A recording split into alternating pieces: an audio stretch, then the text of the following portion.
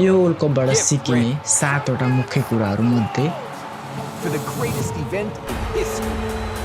In 2026. Number 1 Argentina never stop believing Looking to start to turn it in their favour, and they are back in the game. It's swept in. and prove that It's Lionel Messi. when Back people at work as a Barcelona. team they can achieve greatness. Seen it all now. अन्तिम समयसम्म पनि आफ्नो विश्वासलाई मार्नु भएन रोक्नु भएन र टिमवर्कमा काम गर्यो भने चाहिँ कतिसम्म अगाडि बढिन्छ कतिसम्म चाहिँ सक्सेस भइन्छ भन्ने कुरा चाहिँ अर्जेन्टिनाले सिकाइदिएको छ। Oh my word!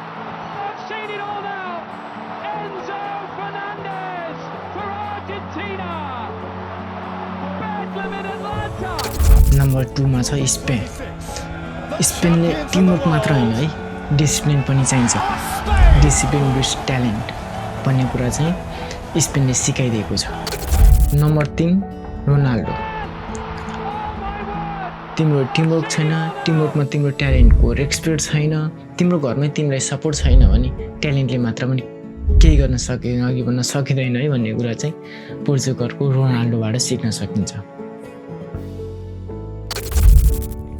नम्बर 4 मा रहेको छ Lamine Yamal. Age doesn't decide greatness. तिम्रो सानो उमेरमा पनि तिमीले धेरै अघि बढ्न सक्छौ, धेरै सक्सेस हुन सक्छौ। एजले म्याटर गर्दैन भन्ने कुरा चाहिँ लामिन यामालबाट सिक्न सकिन्छ। Number 5 Mbappe. Stay hunger even after success. तिमी सक्सेस भइसकेपछि पनि तिम्रो गोलको लागि तिमी हङ्गर हुनुपर्छ भन्ने कुरा चाहिँ एम्बापेबाट सिक्न सकिन्छ। नम्बर 6 क्यापे भेर्दे। Age is just a number.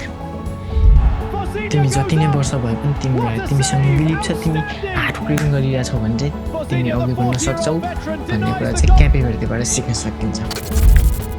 Number 7 मेरो दाइ Neymar. Not every legend wins the world cup. हरेक लेजेन्डले चाहिँ वर्ल्ड कप जित्नुपर्छ भन्ने कुरा छैन भन्ने कुरा चाहिँ नेमारबाट सिक्न सकिन्छ। यो वर्ल्ड कपबाट मैले त्यही 7 वटा कुराहरू सिकेँ। तिमीहरूले के सिक्यौ? त्यही मेरो फ्यान, तेरो फ्यान, मैले सपोर्ट गरेको, तैँले सपोर्ट गरेको, तेरो टिमले हार्यो, पेलान्डो हुनेछ, यता हुनेछ, त्यता हुनेछ होइन? त्यही हो कि के सिक्यौ? के सिक्यौ? के सिक्यौ? के सिक्यौ? तिमी सिक्न चाहन्छौ भने हरेक ठाउँमा पनि सिक्न सक्छौ, जे कुरा पनि सिक्न सक्छौ।